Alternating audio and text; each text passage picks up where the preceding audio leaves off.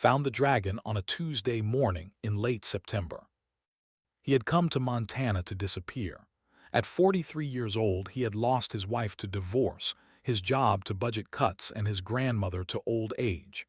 The farm she left him was small and failing, with 30 sheep, a leaking roof, and a fence that needed fixing in at least 12 places. It was not much of an inheritance, but it was quiet, and quiet was what needed. He was walking the fence line behind the property when he saw her.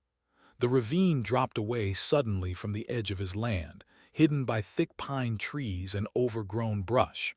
Had never explored it before.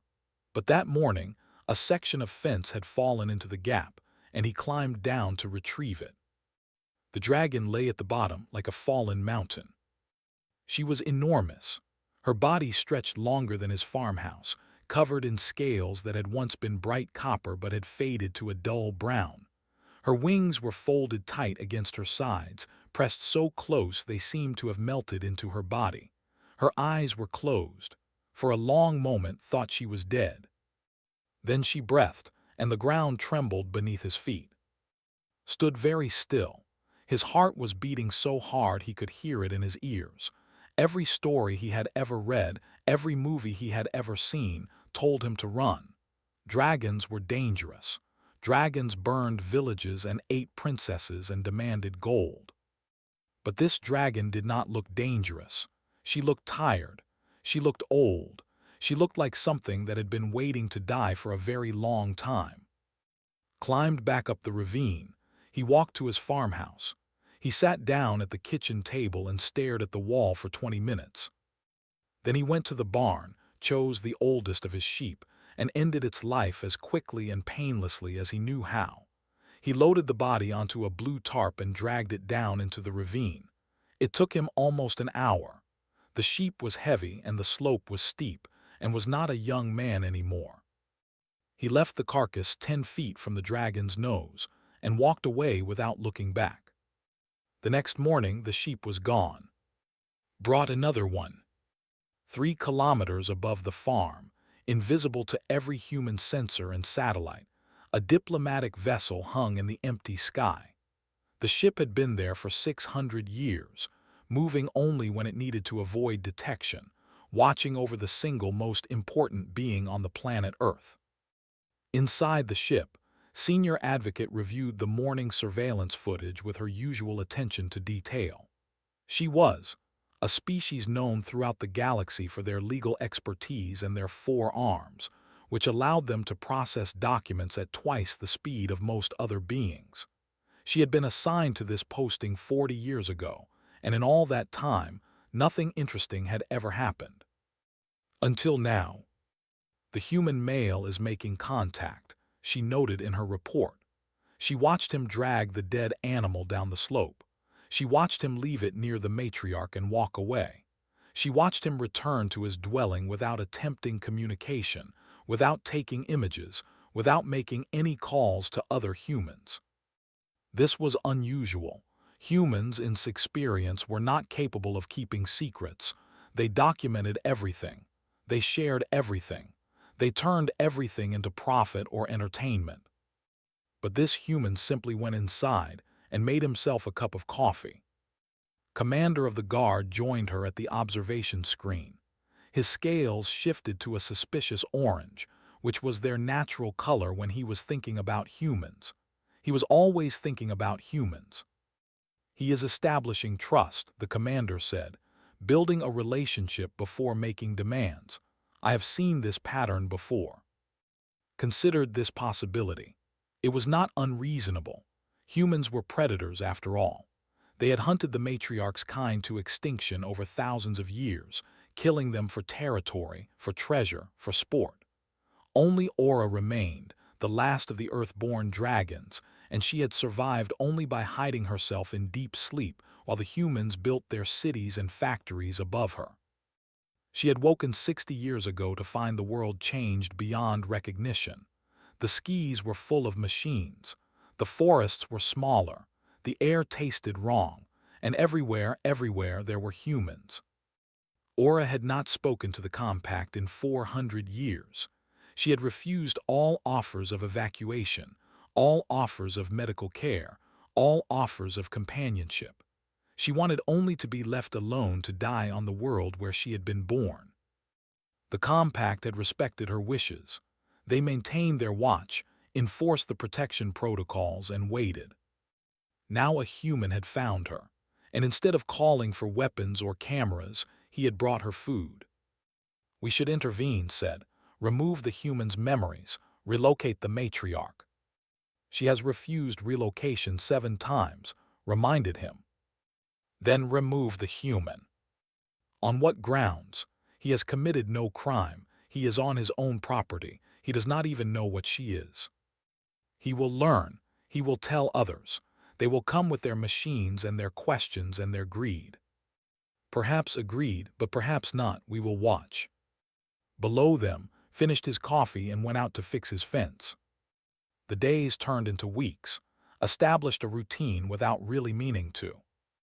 Every morning before the sun came up, he would walk down to the ravine. Some days the dragon ate. Some days she did not. On the bad days, she did not even open her eyes and would sit at a respectful distance and talk to her about nothing in particular. He told her about the weather, about the sheep, about the book he was reading. He did not expect answers. He did not ask for them. "She's probably just an animal," he told himself. "A very big, very strange animal that somehow no one has ever discovered before. She probably can't understand a word I'm saying." But sometimes, when he was reading aloud from one of his grandmother's old science fiction novels, he would look up and find her watching him. There was something in her golden eyes that did not look like an animal at all. It looked ancient. It looked sad.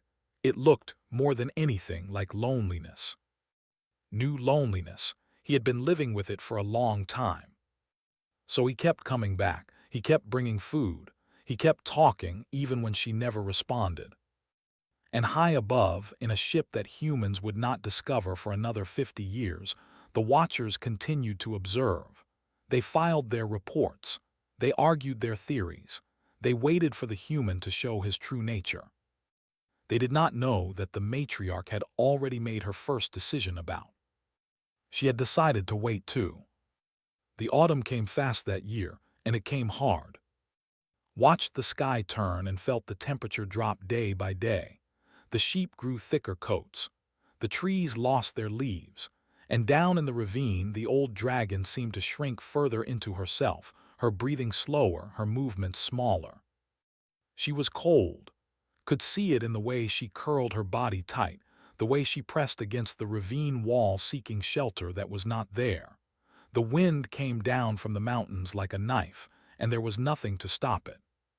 So decided to build her a wall. He was not a carpenter. He had been an engineer once, designing systems for buildings he would never see completed. But wood was not steel, and a windbreak was not a ventilation system, and he had to figure it out as he went. He cut timber from the edge of his property, dragged it down the slope piece by piece, and began to build. It took him 3 weeks. His hands cracked and bled. His back ached every morning. He ran out of nails twice and had to drive to town for more, and each time the woman at the hardware store looked at him like he had lost his mind. Building a fence, he told her. She did not ask why he needed so much wood for a fence, and he did not explain. The dragon watched him work. She did not speak, but sometimes she shifted her great body to give him better access to the ground, and once, when he dropped his hammer and it rolled toward her, she used one claw to push it back in his direction. Looked at her for a long moment. "Thank you," he said. She blinked at him slowly and said nothing. On the vessel, the debate had grown heated. Commander stood before a screen showing the completed windbreak. "He is building permanent structures," he said. "He is claiming territory. This is how humans operate. First they help, then they own." Pulled up the humans' financial records. They were not difficult to access.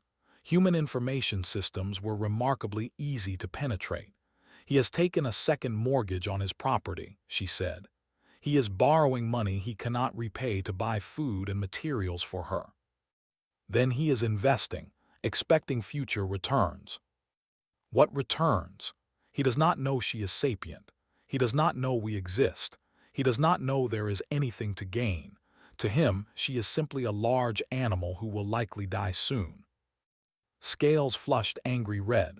Then he is foolish, wasting resources on a creature that gives nothing back. Or suggested quietly, he is kind. The commander had no answer for this. Kindness was not a concept they associated with humans. Humans were the species that had burned forests and poisoned rivers. They were the species that had hunted dragons for sport, mounting their heads on walls as decorations. The historical records were clear. But the historical records did not include who was currently sitting in freezing rain, reading aloud from a water-damaged paperback, because the dragon had not eaten in 2 days and he was worried about her. The winter was brutal. Snow piled higher than had ever seen. The roads closed for days at a time. His sheep huddled together in the barn, and he spent hours each day just keeping them alive. But every morning, no matter how cold, he went down to the ravine. The dragon was eating less.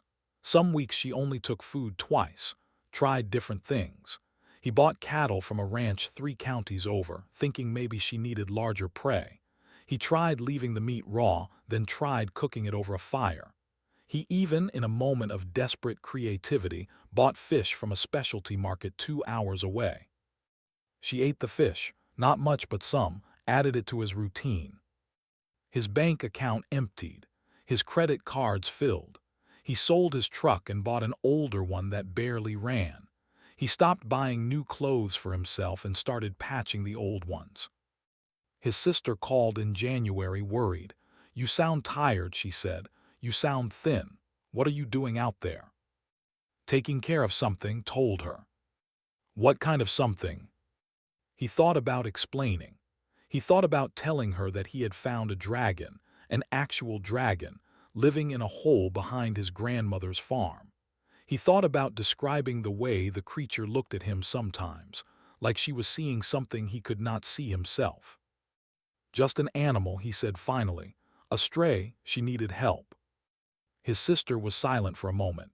She said carefully, "You know you can't save everything, right? Some things are too far gone." "I know," he said, "but I have to try." The message arrived on the compact frequency, in the dead of night. Was the first to receive it. She read it 3 times before waking the commander, because she could not quite believe what she was seeing.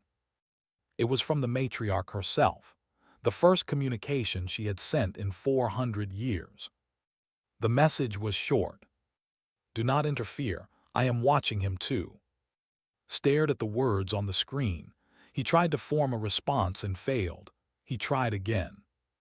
"She is watching a human," he said finally. "She is interested in a human." Pulled up the morning footage.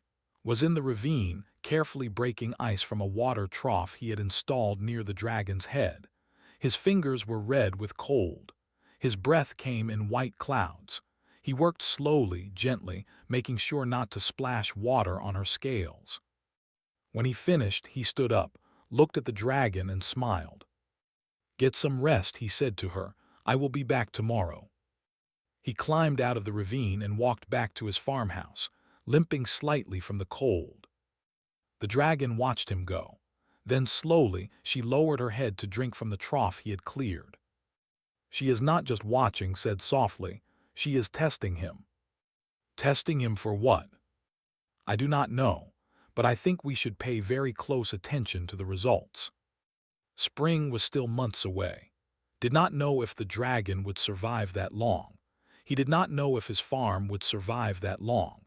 He did not know anything, really, except that tomorrow morning he would wake up before dawn, prepare food, and carry it down to the ravine. It was not much, but it was what he could do. And 3 kilometers above, in languages he would never learn, beings he would never meet were beginning to wonder if perhaps they had been wrong about humans all along. Spring arrived slowly, like a guest who was not sure of its welcome. The snow melted, the roads opened, the sheep grew fat on new grass and finally felt like he could breathe again. The dragon had survived the winter, though she was thinner than before and weaker, but she was alive. That was enough. Then the trucks came. Had driven to town for supplies. It was a normal trip, the kind he made every week. He bought feed for the sheep, groceries for himself, and fish for the dragon. The woman at the store had stopped asking about the fish months ago. When he turned onto his property road, he saw the vehicles immediately. 3 large pickup trucks, all white, all with the same logo on the door. Cascade Logging, the logo said, building tomorrow today. Parked behind them and got out slowly. His stomach felt cold. 7 men stood at the edge of the ravine, pointing and talking.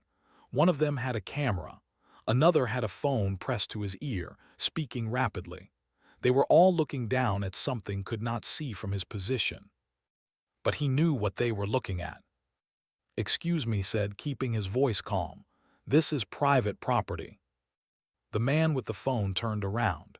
He was big, red-faced, wearing a safety vest with the name Holt printed on it. "You own this place." "I do." Holt grinned, but it was not a friendly expression. "Then you are sitting on the biggest discovery in human history, my friend." He gestured toward the ravine. "There is a dragon down there, an actual living dragon. Do you have any idea what that means?" Did not answer. "The media rights alone are worth millions," Holt continued. "Scientists are going to want to study it. The government is going to want to contain it.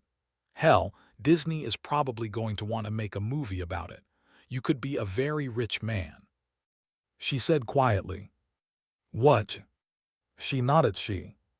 Holt laughed. "Okay, fine, whatever. The point is you need to call someone, the authorities, the news, somebody. You cannot just sit on this." "I have been sitting on this for 8 months, said, "and I am going to keep sitting on it. Now please get off my property." The conversation did not go well after that. Holt made calls. More trucks arrived. By late afternoon, there was a news helicopter circling overhead and a police car parked at the end of the driveway. A man in a suit introduced himself as a representative of the state wildlife department, though noticed he seemed more interested in the dragon than in any wildlife regulations. "Sir, you need to understand the situation," the suited man said. "This is a discovery of enormous scientific importance. You do not have the right to keep it hidden." "She is on my land," replied. "She is not bothering anyone. She is just living here." Living in a ravine on a failing sheep farm is not appropriate habitat for a creature like that. We are going to need to bring in experts. Veterinarians, biologists, maybe military containment specialists. Military. Well, the suited man looked uncomfortable. "We do not know if it is dangerous."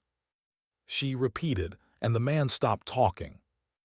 That night, after the trucks had left and the helicopter had finally gone away, walked down to the ravine. The dragon was pressed against the back of her shelter, as far from the entrance as she could get. Her eyes were open, watching the sky where the helicopter had been. Her muscles were tense, coiled like she was ready to fight or run. Sat down at the edge of the shelter, keeping his distance. "I am sorry," he said. "I do not know how they found you. I did not tell anyone." The dragon did not respond. She rarely did. "They want to take you away," continued, "study you, put you in a cage somewhere probably." He shook his head. "I will not let them. I do not know how I am going to stop them, but I will find a way." He sat in silence for a long time. The stars came out above them, cold and bright. The dragon's breathing slowly steadied, and her muscles began to relax. "I wish you could talk," said finally. "I wish you could tell me what you want, what you need." He laughed softly. "I know that sounds crazy, talking to a dragon, expecting answers. But sometimes when I look at you, I see something in your eyes, something that understands." The dragon turned her great head toward him. Her golden eyes caught the starlight, and for a moment felt like he was falling into something ancient and vast. "You already have." The voice was not a sound. It was more like a thought that appeared in his mind, deep and heavy, like mountains settling into the earth. Stopped breathing. You have done what none of your kind ever did. You have asked nothing. He stared at her. You can talk. I can do far more than talk. The dragon lifted her head and something changed in her expression. She looked less tired now, less defeated. I have watched your kind for longer than your civilizations have existed. I have seen your wars and your cruelties and your endless hunger. I watched you kill my family. I have every reason to hate you. Could not speak. But you came to me, she continued. You fed me when I was starving. You sheltered me when I was cold. You asked for nothing, expected nothing, gave everything. And now, when others come to take me, you stand in their way. I could not let them hurt you, managed. No, you could not. The dragon's eyes burned with a fire he had not seen before. And that is why I am going to save you, little human. Because you are the first of your kind who did not deserve what is coming. What is coming? Asked. Above them, the sky began to change. The stars flickered and then disappeared, one by one, blocked by something enormous that was descending through the atmosphere. Justice, the dragon said, and the whole world is about to learn that you are not alone in this universe. On the vessel, alarms were sounding. The matriarch has invoked full intervention, announced, her 4 arms flying across control panels. Protection protocols are in effect. She is claiming the territory as sovereign ground. Stared at his screens. On one he could see the human, looking up at the sky with an expression of complete shock. On another, he could see the first of the compact fleet emerging from faster-than-light travel, their massive ships blocking out the stars. She is doing this for him, the commander said slowly, for one human. Yes, agreed, it appears she is. Scales shifted through a dozen colors, before settling on something the translator could only describe as wonder. Maybe, he said quietly, we were wrong about them. Maybe, replied, we were wrong about one of them, and maybe that is enough. Woke to silence. This was strange because the day before, his farm had been surrounded by chaos. News vans, police cars, government officials, all of them arguing about what to do with the dragon in his ravine. The noise had lasted until midnight. Now there was nothing, just the wind in the trees and the distant bleating of his sheep. He got dressed slowly, expecting the worst. Perhaps they had come in the night and taken her. Perhaps she was already in some laboratory, strapped to a table, surrounded by scientists with needles and machines. The thought made his stomach turn. He opened his front door and stopped. There was a creature standing at the end of his driveway. It was tall, taller than any human, with scales that shimmered between blue and green in the morning light. It wore armor of some kind, silver and smooth, and held a weapon that looked like nothing had ever seen. Its eyes were large and yellow, with vertical pupils like a cat. Or like a dragon. You are, the creature asked. Its voice was strange, like multiple tones layered on top of each other, but the words were clear. Nodded slowly. He did not trust his voice. I am Lieutenant Hal of the Guard. You are hereby placed under the protection of the Galactic Compact. The creature paused, its head tilting slightly. The matriarch Aura has claimed you as a dependent. You are granted provisional citizenship and immunity from local prosecution. Stared, I do not understand, he said finally. The creature made a sound that might have been a sigh. We are aware that this is unusual. Perhaps it would help if you spoke with the matriarch directly. The matriarch repeated. The dragon, the creature clarified. Her name is Aura. She has been under our protection for 600 of your years. Sat down on his porch steps. His legs did not seem interested in holding him up anymore. The creature waited patiently. Are you started, then stopped? Are you telling me that there are aliens? That there has been a spaceship watching my farm? That the dragon in my ravine is some kind of protected citizen of a galactic government?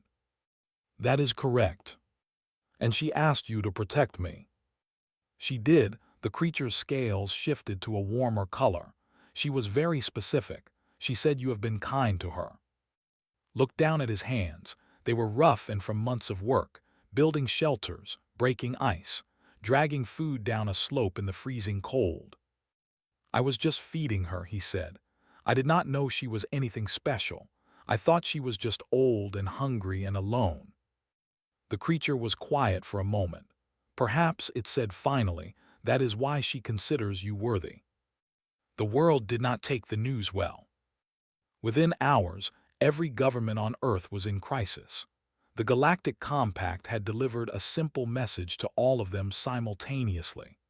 Earth was home to a protected sentient being, a matriarch of a species that predated human civilization. Any attempt to harm her or interfere with her territory would be considered an act of war. The territory in question was farm. Suddenly, the failing sheep operation in rural Montana was the most important piece of land on the planet. Spent the first week in a daze. Alien diplomats came and went, speaking in languages he could not understand, showing him documents in scripts he could not read. A named sat with him for hours, explaining the situation slowly and carefully. The matriarch is the last of her kind, said. Your species killed the others over thousands of years. She has been hiding here, sleeping mostly, waiting to die. Waiting to die, repeated. Yes, she had given up, paused, until you found her. I did not do anything special, I just fed her. You did something no human has ever done. You found a dragon and you helped her without trying to own her, without trying to use her, without telling others so that you could profit from the discovery. Leaned forward slightly. Do you understand how rare that is?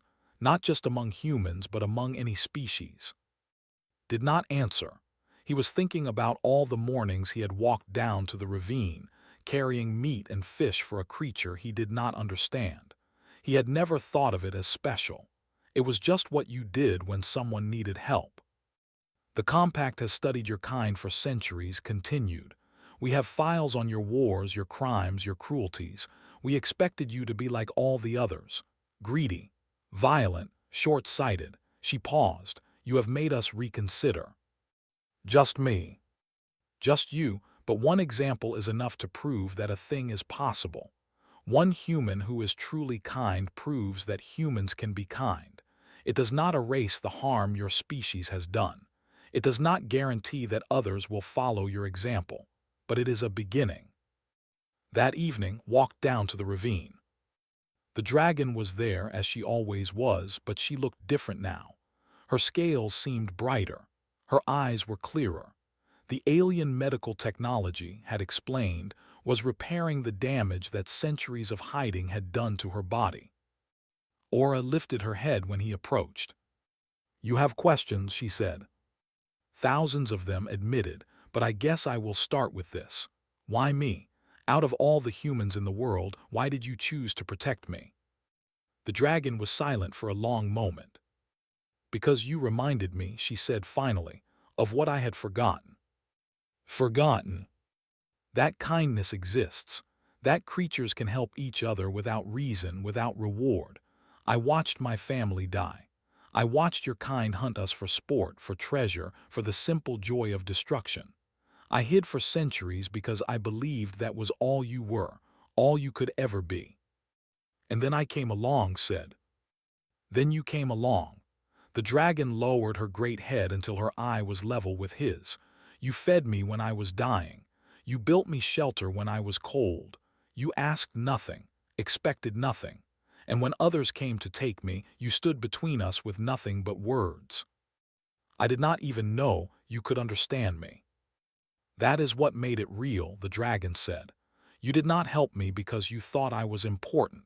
You helped me because I was in need. Was quiet for a moment. What happens now? He asked. Now, Aura said, the galaxy learns what I have learned.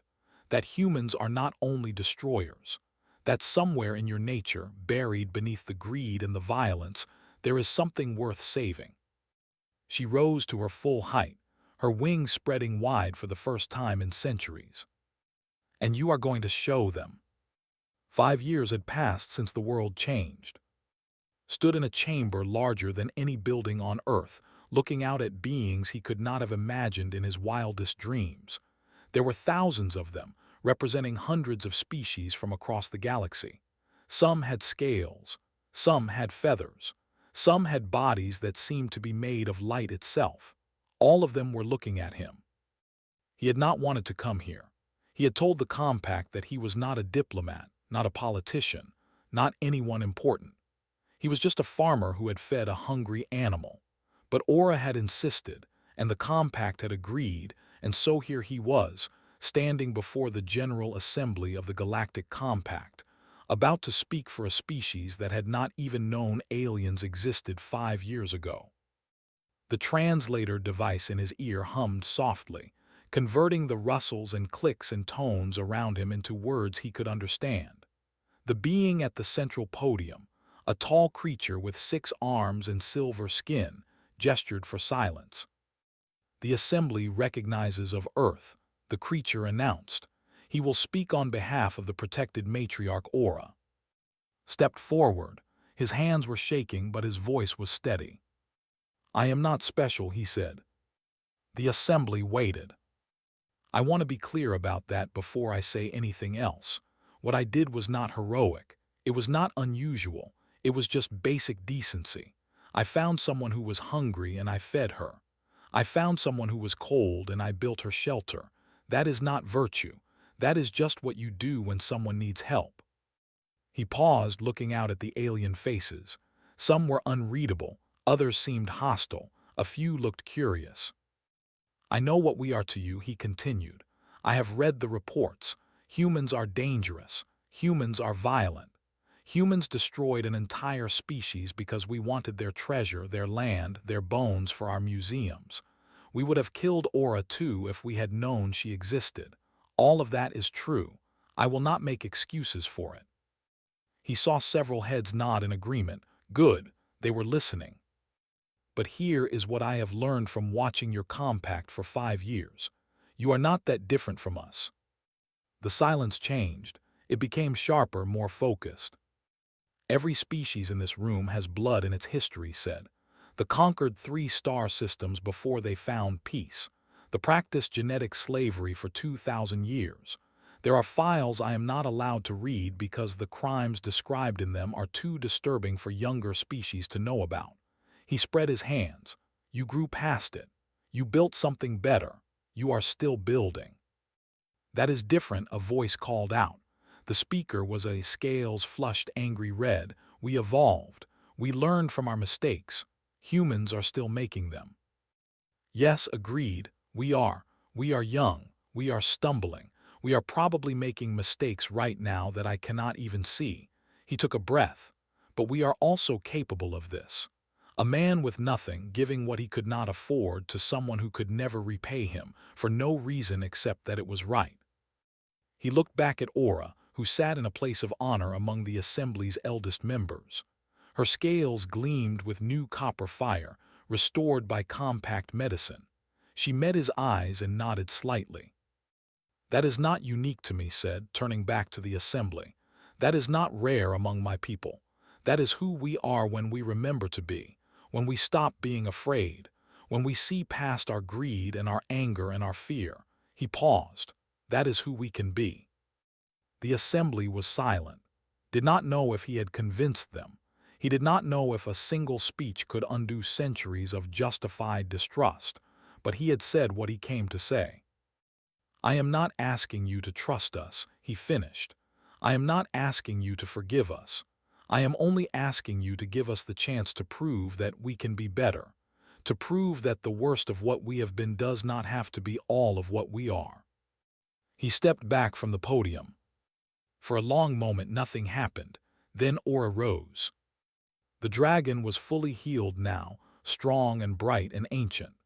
She crossed the chamber floor with steps that shook the ground, and when she reached, she did something that made the entire assembly gasp. She bowed her head to him. This one, she said, her voice carrying to every corner of the vast chamber, fed me when I was dying, asked nothing, expected nothing, gave everything. She raised her head, and her eyes burned with the fire of a species that humanity had nearly destroyed.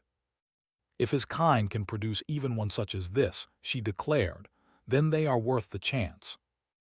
The vote took 3 hours. It was not unanimous. Many species voted against humanity, citing the historical records, the environmental destruction, the endless wars. But enough voted in favor. Enough were willing to believe that one example could prove a possibility. Earth was granted provisional status, not full membership, not equality, just a chance to prove that it deserved a place among the stars. It was not much, but it was a beginning. Returned to Montana. The compact had offered him worlds, ships, treasures beyond imagination. He had refused them all. The farm was still there, still failing, still home. And Aura was still there too. She did not need him anymore. The compact had built her a proper shelter, warm and comfortable, with all the food she could ever want. She was strong enough to fly now, to hunt, to live like she had not lived in centuries. But every morning she returned to the ravine. And every morning was there with a cup of coffee, watching the sunrise, ready to listen if she wanted to talk. You know, he said one morning, you could go anywhere, see the galaxy, visit your ancestors' worlds. Why do you stay here? Aura settled beside him, her massive body somehow making the small space feel comfortable rather than crowded. Because this is where I learned that I was wrong, she said. Because this is where I found something I had forgotten. She looked at him with eyes that had seen civilizations rise and fall. Because this is where I found you. Smiled, I am glad you stayed. As am I, the dragon said, as am I. They sat together in silence, watching the sun rise over the mountains. In the distance, a sheep called out for its breakfast. Somewhere far above, ships from a dozen worlds kept watch over the small farm that had changed everything. It was not much thought. Just a man and a dragon, sharing a morning, asking nothing, expecting nothing. But sometimes that was enough. Sometimes that was everything.